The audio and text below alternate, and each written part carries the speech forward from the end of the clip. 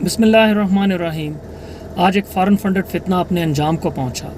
یہ ایک ایسا فتنہ جس نے اس ملک کی اکانومی کو برباد کر دیا، اس ملک میں امن اور سکون کو برباد کر دیا، اس ملک کے معصوم لوگوں کو ورگلایا اور ان لوگوں کو دہشت گرد بنا دیا۔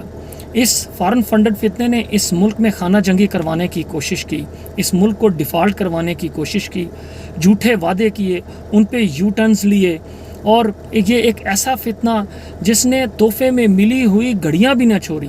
یہ کس قدر گھٹیا قسم کا چور کہ جس آدمی نے زکوٰۃ میں ملے پیسے بھی نہ چھوڑے، ان زکوٰۃ کے ملے پیسوں کے ساتھ ان کو سیاست میں ملوث کیا، زکوٰۃ کے پیسے کے ساتھ جوا کھیلا، اور 70 سال کی عمر میں بھی اس شخص کی آڈیوز انٹرنیٹ پہ اویلیبل ہیں کہ یہ کس قسم کی جوانی سے لے کے تو 70 سال کی عمر تک کس قسم کی بدکاری میں ملوث رہا۔ اس ملک نے پاکستان کی قومی سلامتی کے ساتھ کھیلنے کی کوشش کی۔ اس شخص نے اپنے سائفر کا ڈرامہ رچایا اور سائفر کا ڈرامہ رچا کے عوام کو ایبسلیوٹلی ناٹ اور کیا ہم کوئی غلام ہے کہ پیچھے لگایا، اور پھر اس کے بعد خود جا کے امریکن لابیز ہائر کر لیں کہ ان کے ساتھ اپنے تعلقات بہتر کرنے کی کوشش کی، اور وہاں پہ جا کے مکر گیا کہ اگر امریکہ کا تو اس میں کوئی ملوث نہیں تھا۔ تو اور یہ شخص اس ملک کے لیے زہر قاتل تھا۔ یہ وہ شخص تھا جو تھانوں پہ حملہ کرتا تھا، عدالتوں پہ حملہ کرتا تھا، عدالتوں کو فیس نہیں کرتا تھا۔ اس شخص کے اوپر ابھی کتنے فارن فنڈنگ کا کیس پینڈنگ ہے، اس شخص کے اوپر 19 ملین پاؤنڈ کا کیس پینڈنگ ہے، اس شخص کے اوپر القادر ٹرسٹ کا کیس پینڈنگ ہے۔ غرض اس شخص کی جس بھی معاملے کو اٹھائیں گے وہاں سے کرپشن اور بددیانتی نکلے گی۔ ابھی پنجاب کے الیکشن کے دورے میں لوگوں نے آڈیو کلپس بھی سنے کہ ان کی ٹکٹیں فروخت ہو رہی تھیں، اور ٹکٹیں فروخت کرنے والے لوگ بھی سابقہ چیف جسٹس تھے۔ اللہ کا شکر ادا کرتا ہوں کہ اللہ تعالیٰ نے پاکستان کو اس فتنے سے محفوظ کیا، اور میں اللہ کا شکر ادا کرتا ہوں کہ اس ملک کی اسٹیبلشمنٹ کو بھی ہوش آیا اور انہوں نے اپنی غلطی کو سدھارا۔ یہ انہی کی غلطی تھی، یہ غلطی انہوں نے اڈاپٹ کی 2002 میں، اور جس کا خمیازہ پاکستان کو بھگتنا پڑا، اور اس کے 4 سالوں کے اندر پاکستان کی اکانومی کلیپس کر گئی۔ میں اپنے سننے والے جو میرے پی ٹی آئی کے دوست عزیز و اقارب ہیں، میں ان سے صرف ایک سوال کرتا ہوں۔ آپ عمران خان کی حمایت کرتے ہیں، آپ اپنے شہر میں عمران خان نے جو بھی کوئی ترقیاتی کام کروائے ہیں، جو بھی آپ کے شہر میں کوئی تعلیم کے شعبے میں، صحت کے شعبے میں، انفراسٹرکچر کے شعبے میں، مواصلات میں، آئی ٹی سیکٹر میں، کسی بھی شعبے میں جس سے ملک کی ترقی ہو سکتی ہے، اگر آپ کے شہر میں اس نے کوئی ایسا کام کروایا تو برائے مہربانی نیچے کمنٹس میں ضرور لکھیں، کیونکہ باقی باتیں آپ کے لکھنے کا کوئی فائدہ نہیں ہوگا۔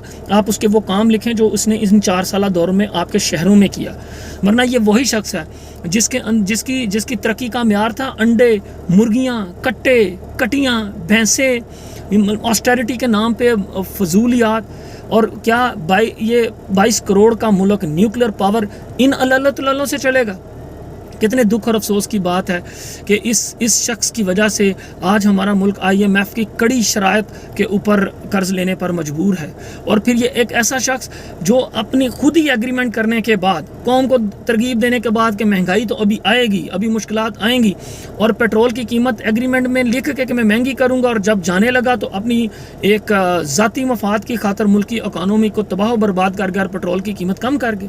کیا محب وطن لوگ لیڈر اس طرح کے ہوتے ہیں؟ ہرگز نہیں۔ اللہ کا شکر ادا کرتا ہوں کہ اللہ تعالیٰ نے پاکستان کو لیبیا بننے سے بچایا۔ پاکستان نے سلطنت عثمانیہ کی طرح اور لیبیا کی طرح، جس طرح کہ وہاں کی عوام جو تھی وہ اپنے ہی ملک کے خلاف استعمال ہوئی اور اپنے ہی ملک کو تباہ و برباد کروا لیا۔ شکر الحمدللہ اللہ تعالیٰ نے ہمارے ملک کو اس فتنے سے محفوظ رکھا۔ اور اس وقت بہت سارے لوگوں کے ذہنوں میں یہ سوال آ رہا ہوگا جی کہ پی ڈی ایم نے کیا کیا؟ پی ڈی ایم نے سب سے بہتر جو ابھی تک شہباز شریف کی حکومت نے کیا وہ اس ملک کو ڈیفالٹ سے بچایا۔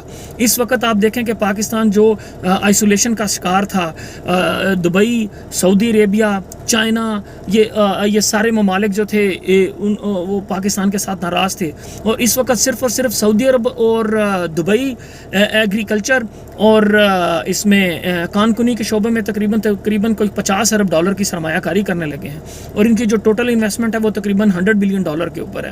چائنا کے ساتھ سی پیک کا پروجیکٹ 2 لانچ ہو گیا ہے، جو اس کی بھی جو ابھی تک کی جو انویسٹمنٹ ہوئی ہے $60 ارب میں سے صرف اور صرف تقریباً کوئی $30 ارب کے قریب ہوئی، اور وہ بھی صرف نواز شریف حکومت کے بعد۔ اور اس فتنے نے آ کے تو ان کے ساتھ بھی تعلقات خراب کیے، اس انویسٹمنٹ کو بھی برباد کروایا۔ تو اللہ تعالیٰ ہم سب کا حامی و ناصر ہو۔ یہ مشکل وقت ہے، یہ مشکل وقت گزر جائے گا۔ اگر شہباز شریف کو اپنی ذاتی سیاست یا ذاتی مفاد عزیز ہوتا تو وہ اپنی حکومت ختم ہونے سے پہلے پیٹرول کی قیمتیں بڑھا کے نہ جاتا، وہ بھی اس کی طرح وہ سٹنٹ کر سکتا تھا کہ پیٹرول کی قیمت سستی کر کے تو الیکشن میں چلا جاتا اور عوام سے واہ کروا کے ووٹ لے لیتا۔ لیکن پاکستان کی اکانومی اس قسم کے فراڈ اور دھوکے بازیوں کی متحمل نہیں ہو سکتی۔ اللہ تعالیٰ ہم سب کا حامی و ناصر ہو۔ میں ایک دفعہ پھر اللہ کا شکر ادا کرتا ہوں، اور اپنی اسٹیبلشمنٹ اور عدلیہ کا بھی شکریہ ادا کرتا ہوں، اور اپنے حکومت کا بھی شکریہ ادا کرتا ہوں کہ اللہ تعالیٰ نے ہمیں اس فتنے سے، اس شرپسند سے، اس ایک بے ایمان بد کردار آدمی سے اللہ تعالیٰ نے ہمیں نجات دی۔ اللہ تعالیٰ ہم سب کا حامی و ناصر ہو۔ پاکستان زندہ باد۔